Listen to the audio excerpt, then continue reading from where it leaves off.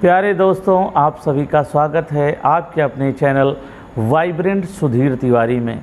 मैं सुधीर तिवारी आज आपको गद्यांश अनुच्छेद से संबंधित प्रश्नों पर चर्चा करूंगा, जिससे कि आपका गद्यांश वाला जो चैप्टर है वो भी तैयार हो जाए और गद्यांश में भी आप 100% नंबर ला करके 100% सही करके आप सफल हों, विजयी घोषित हों। तो चलिए आज शुरू करते हैं गद्यांश। तो गद्यांश में पढ़ रहा हूँ, आपको बहुत ध्यान से सुनना है और ये गद्यांश के अंश आपको स्क्रीन पर मिल रहे हैं, आप उन्हें देखते हुए आगे बढ़ेंगे। तो पूरे मन से एक एक शब्द पर आपका ध्यान होना चाहिए। जब आप एक एक शब्द पर ध्यान देते हो तो आपको गद्यांश में जो प्रश्न होते हैं उनके अर्थ, उनके भावार्थ आपको समझ में आते हैं। तो गद्यांश एक ऐसा विषय है, मेरा मानना है कि गद्यांश एक ऐसा विषय है जो कहानी की तरह है। उसको कहानी की तरह पढ़ो, उसका आनंद लो, उस कहानी में डूब जाओ। ऐसे सोचो वो कहानी अपने ऊपर लिखी गई है, तो इससे आपके अंदर जो है रुचि बढ़ेगी, इंटरेस्ट बढ़ेगा, और जब इंटरेस्ट बढ़ेगा तो वो चीज़ फिर अच्छी लगने लगती है और वो पूरी चीज़ आपके माइंड में समा जाती है। फिर उसके सारे जो प्रश्न हैं उनके सभी उत्तर सही सही आने लगते हैं। तो मैं शुरू करता हूँ। कन्याकुमारी एक सुंदर स्थल है। अब कन्याकुमारी सुंदर स्थल है तो समझ लो मैं कन्याकुमारी में घूम रहा हूँ। इसको ऐसे देखोगे तो ज़्यादा आनंद लोगे। ये तीन ओर से समुद्र से घिरा हुआ है, तीन ओर, 1 2 3, ये तीन ओर समुद्र से घिरा हुआ है। ये देखो, ऐसे सोचो। दक्षिण में विशाल हिंद महासागर है। अब दक्षिण में, अब दक्षिण दिशा को माइंड में सोचो। दक्षिण दिशा, ये दक्षिण दिशा, दक्षिण में विशाल हिंद महासागर, हिंद महासागर, हिंद महासागर। ऐसे क्या होता है, ये जब आपके अंदर ये चीज़ें चलने लगती है ना, तो आपको गद्यांश के प्रश्नों में कोई गलत नहीं कर सकता है, आप जीत जाओगे। फिर आगे लिखा है पूर्व में बंगाल की खाड़ी। अब पूर्व दिशा किधर है? सूर्योदय किधर होता है? इधर होता है। अच्छा, बंगाल की खाड़ी इधर, पश्चिम बंगाल इधर, कलकत्ता इधर। ओहो, आप चारों तरफ दिमाग दौड़ने लगता है। और पश्चिम में अरब सागर, पश्चिम इधर है, सूर्यास्त इधर होता है, पश्चिम इधर है, अरब सागर है। हिंद महासागर दक्षिण में, पूरब में बंगाल की खाड़ी और पश्चिम में अरब सागर। आपकी जनरल नॉलेज भी तैयार हो रही, गद्यांश भी सीख रहे हो, क्योंकि आप उसमें डूब रहे हो, आप उसमें आनंद ले रहे हो। जैसे आप स्विमिंग पूल में आनंद लेते हो, नहर में नहाते हो, तो वैसे ही आनंद ले रहे हो। चलो आगे देखो। देश के अनेक भागों से तीर्थयात्री यहाँ 3 समुद्रों के संगम स्थल में स्नान करने और मंदिर में पूजा करने के लिए आते हैं। देश के अनेक भागों से, देश के कोने कोने से लोग, तीर्थयात्री जो तीर्थ करते हैं, जो भ्रमण करते हैं, तीर्थों पे, तीर्थ के दर्शन करने जाते हैं, उन्हें हम तीर्थयात्री कहते हैं। 3 समुद्रों के, 1 2 3, क्योंकि तीनों ओरों से घिरा हुआ है, हिंद महासागर, बंगाल की खाड़ी और अरब सागर। 3 समुद्रों के संगम स्थल, संगम स्थल, संगम माने जहाँ पर मिलन होता है, स्थल माने जगह। उन तीनों समुद्रों के संगम स्थल पर स्नान करने और मंदिर में पूजा करने के लिए आते हैं। कन्याकुमारी के तीनों ओर समुद्र सामान्यतः शांत रहता है। जो कन्याकुमारी है उसके तीनों ओर समुद्र कैसा रहता है? शांत। लहरें नहीं आती कि लहरें आ रही और पता चला तुमको उड़ा के किनारे लगा दें, ऐसा नहीं, शांत रहता है। अनेक दर्शनार्थियों ने ये अनुभव किया है कि इस स्थान पर सदैव एक विशेष प्रकार की शांति एवं नीरवता छाई रहती है। माने यहाँ पर एक शांति, सूनापन छाया रहता है।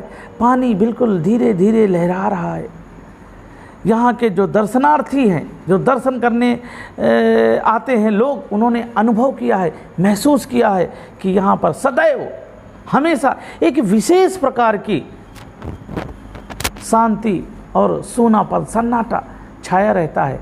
मतलब पानी का, वो जो समुद्र की लहरों का, वहाँ शोर शराबा नहीं है।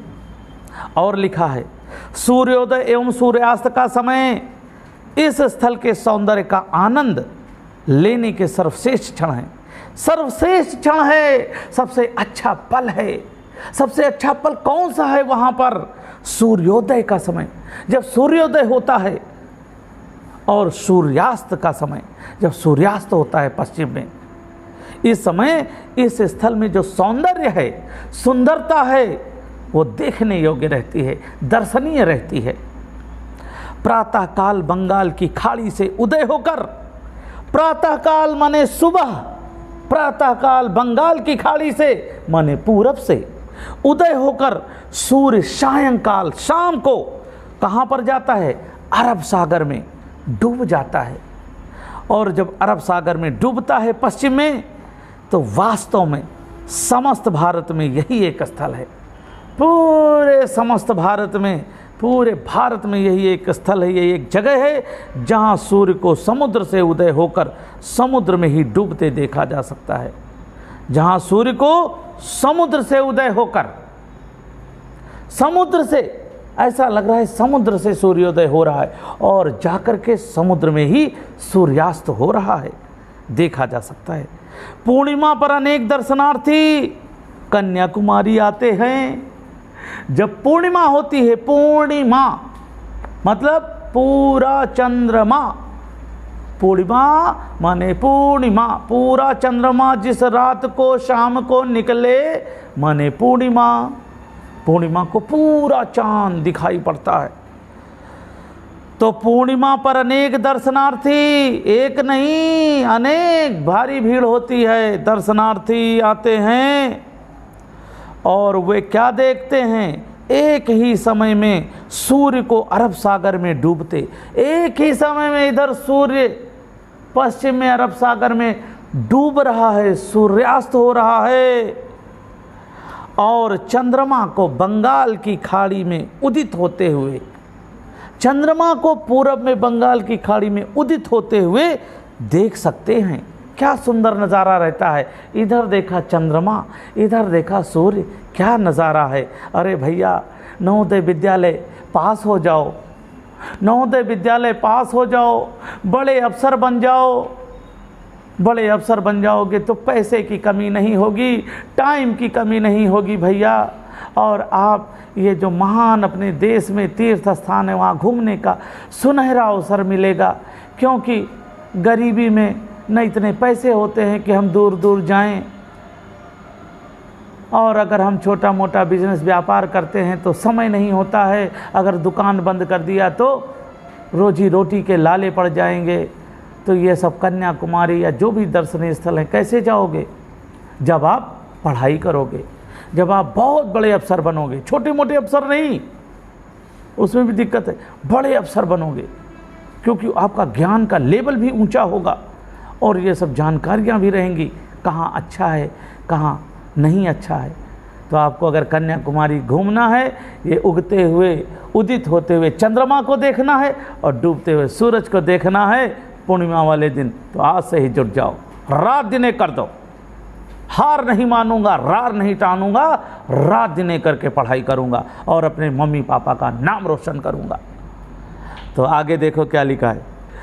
उदित होते हुए देख सकते हैं, वे दोनों ही आग के दो गोले प्रतीत होते हैं। ऐसा लगता है दो आग के गोले प्रतीत हो रहे हैं, महसूस हो रहे हैं, ऐसा महसूस होता है। अब आते हैं प्रश्नों पर। प्रश्नों पर कैसे चलते हैं? प्रश्न नंबर 1 है, कन्याकुमारी एक सुंदर स्थल है। कन्याकुमारी एक सुंदर स्थल है, क्यों? यहाँ अनेक तीर्थयात्री आते हैं। नंबर 2, इसके हर तरफ का समुद्र अति शांत है।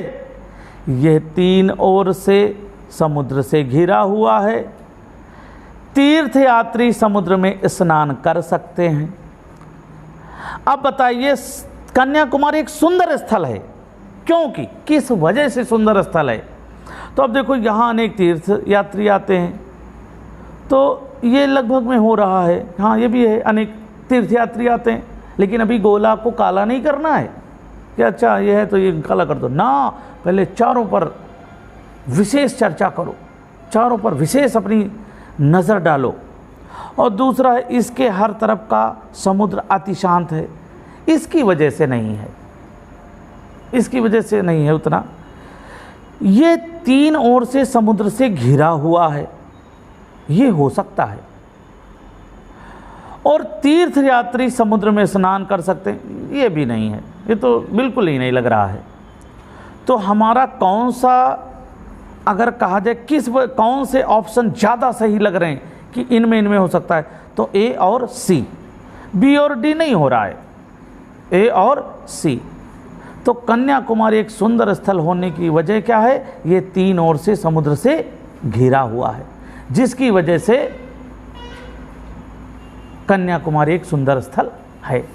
तो ऑप्शन नंबर सी पे आपको क्या करना है? आपको एग्ज़ाम में ऑप्शन नंबर जो सी होगा वो बाहर से काला काला काला करते स्पीड में भर देना है। आप देखोगे सही हो जाएगा। आगे बढ़ते हैं अगले क्वेश्चन की ओर। कन्याकुमारी में सूर्योदय पूर्व में, कन्याकुमारी में सूर्योदय पूर्व में बंगाल की खाड़ी में होता है, हिंद महासागर में होता है, हिंद महासागर से होता है, अरब सागर से होता है, प्रशांत महासागर से होता है। अब इसके आंसर कैसे आएंगे? यदि आपने ध्यान से पढ़ा है, क्योंकि बार बार मैं हाथ पैर चला चला के मैं समझा रहा था कि कन्याकुमारी सूर्योदय पूर्व में, पूर्व में, पूर्व में, पूरब में, पूरब में, मतलब बंगाल की खाड़ी में। तो समझ में आ गया, ऑप्शन नंबर ए सही है, क्योंकि हिंद महासागर तो दक्षिण में होता है और दक्षिण में सूर्योदय नहीं होता है। अरब सागर में तो सूर्यास्त होता है जो कि पश्चिम में है, और प्रशांत महासागर की यहाँ चर्चा नहीं की गई है। तो हमारा ऑप्शन नंबर ए सही है। अब इसके गोले को बाहर से पेन चलाओ धीरे धीरे, क्योंकि गोले के बाहर भी ना जाए, और बाहर बीच में स्पीड में काला कर दो, ये भी सही हो गया। आगे बढ़ते हैं। भारत में केवल कन्याकुमारी ही ऐसा स्थल है जो सब तरफ से समुद्र से घिरा हुआ है। मतलब भारत में केवल कन्याकुमारी ही ऐसा स्थल जो सब तरफ से समुद्र से घिरा हुआ है। महागलत, महागलत है, तीन तरफ से घिरा हुआ है।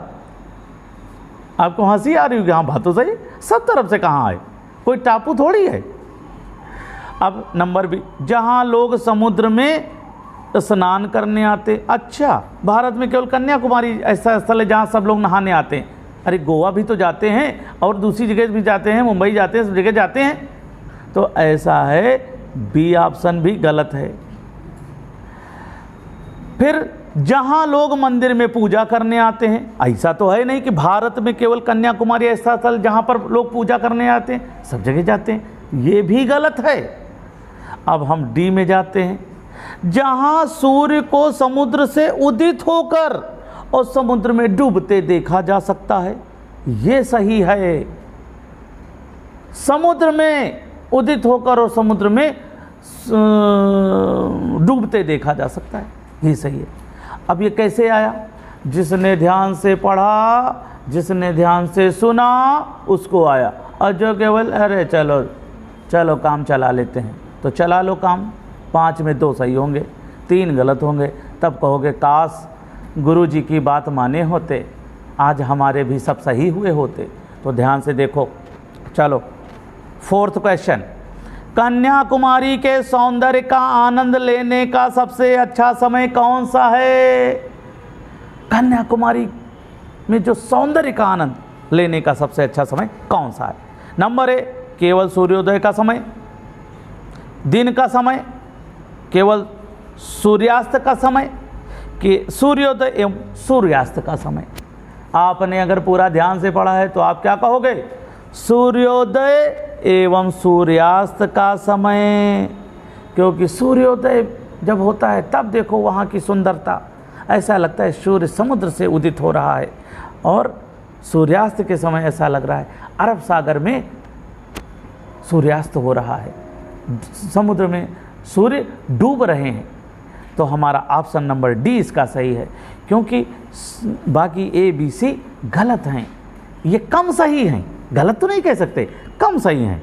भाई सूर्योदय का समय वो भी अच्छा लगता है, दिन का समय आहा, कहीं दर्शन करने जाते हैं, घूमने जाते हैं तो दिन में भी अच्छा लगेगा, सूर्यास्त के समय भी अच्छा लगेगा। लेकिन चारों में सबसे अच्छा कौन है, सबसे सही कौन है, वो है डी। ऐसे भी जानो।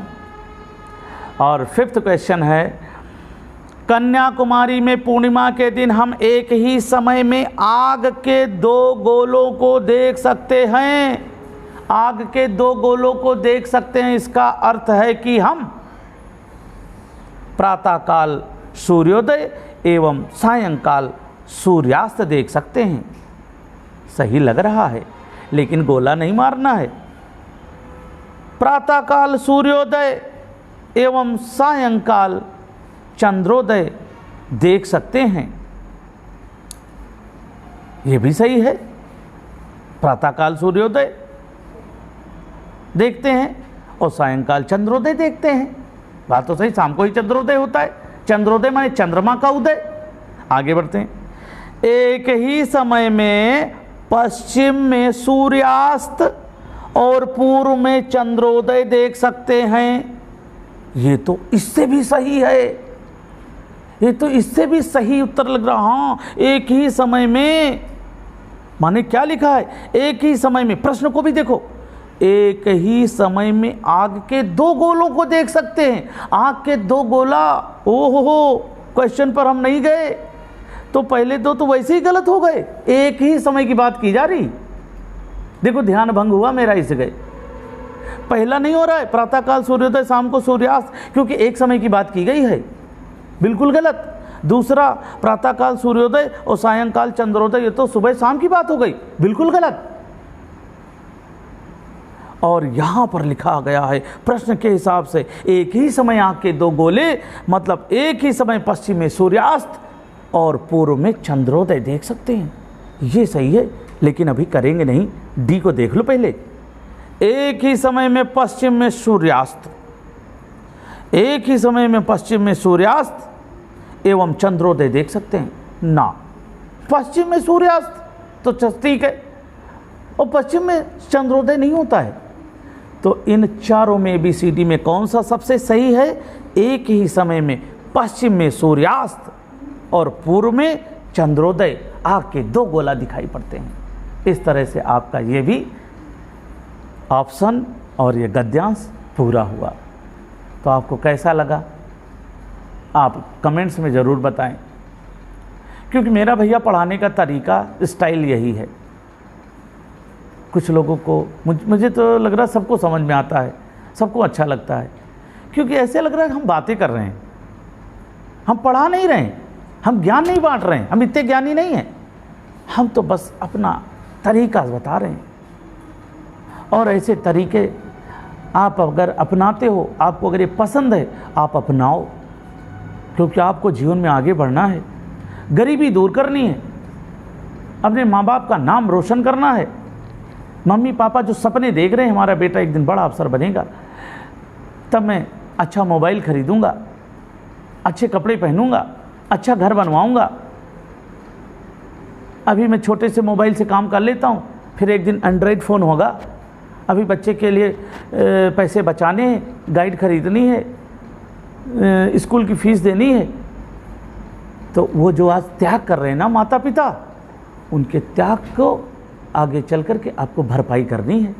उनके जो आज शौक़ नहीं कर पा रहे हैं, आप जब एक दिन अफसर बनोगे ना, उनके शौक़ पूरे कराना। हाँ, उनको एक बाइक ले देना, बाइक अगर है तो उनको एक कार ले देना, उनके लिए एक अच्छा मोबाइल ले देना, क्योंकि आज अपने एक एक पैसा बचा के आपके लिए गाइडें, किताबें, मोबाइल एंड वो रिचार्ज, सारी व्यवस्थाएं कर रहे हैं। तो मेरे प्यारे स्टूडेंट्स, अब हम चाहेंगे एक ही गद्यांश का वीडियो बनाएंगे, क्योंकि छोटा छोटा वीडियो रहेगा तो आप देख लोगे, फिर अगला वीडियो अगला गद्यांश अगले वीडियो में आएगा। तो आप देखते रहो, सीखते रहो, अपने आप को आगे बढ़ाते रहो। मिलते हैं अगले वीडियो में, तब तक आप स्वस्थ रहें, मस्त रहें और मुस्कुराते रहें।